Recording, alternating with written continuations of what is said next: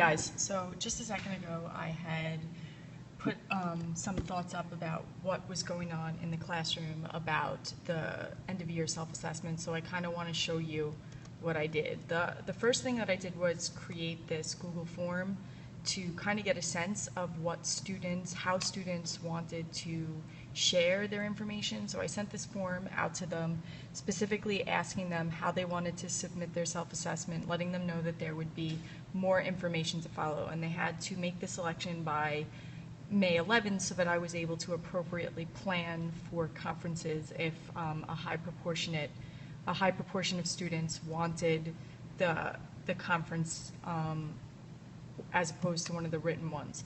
So initially only 49 students answered, and the vast majority of them wanted conferences.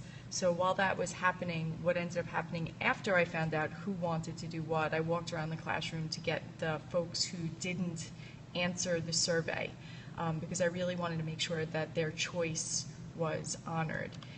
After I had the idea of who was going to be doing what, I prepared this self-assessment preparation directions for them, which basically says it's the end of the year and now it's time to really think about what you've learned. In preparation for the end of the year self-assessment, I'd like you to prepare a bunch of things, and basically the general directions gave them some of the standards that we've been working on all year, each class broken down by the specific standards that they needed to look at. After they reviewed the standards and their body of work and PeoplePath, which is our online communication system, they need to review the work and their reflections as well as goal setting that they had done throughout the year. Then they need to determine which work shows their mastery against the standards. They should be able to show their learning in each core group of learning with specific reference to reading, writing, speaking, listening, language, and technology.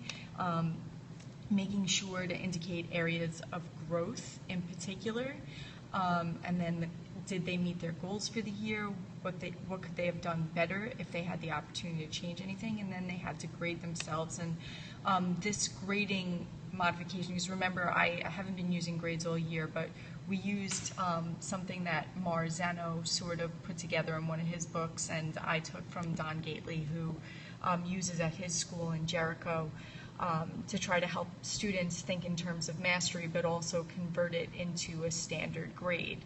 So I put the chart that I have hanging on the wall inside the document as well.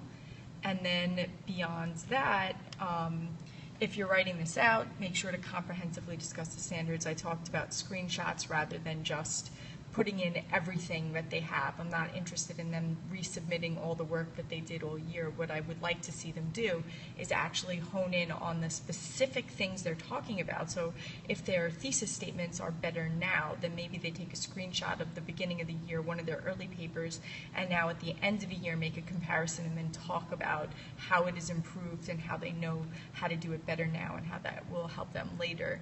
The same thing with screencasting videos or Voxer, which is stuff that I have here. And then I also put together this conferencing schedule, which breaks down how I'm going to be working with all the kids in every single class for all of the week of June 6th.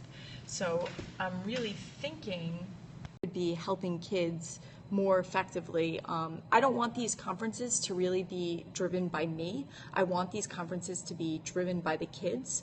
So it's going to be in my best interest to really just try to keep my mouth shut, which is really hard sometimes, and listen to them share, and then maybe just ask clarifying questions, take notes, and then, make sure that their choice of final assessment grade is in alignment with the work they've actually shown. And if it isn't, kind of helping them go back and asking those necessary questions that are really going to force them to consider, am I really mastering this? Am I just proficient? What level of mastery am I really at right now? Or do I want to be a master of this subject area, but am I really not there yet?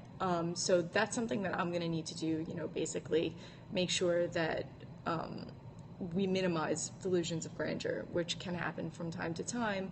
It's not about the grade. I'm really interested in hearing what they've had to say about the classes, and then perhaps if I could either Periscope those or record those and share what kids have had to say. I think that that might be really interesting for my work in the book that I'm writing right now for the Hack Learning series, Hacking Assessment, thinking about kids' responses to this first year of throwing out grades. So anyway, I hope if you have questions that you're willing to ask. If you have any suggestions, I'd be willing to take them. Do you do something awesome that you want to share? So if you do, let me know.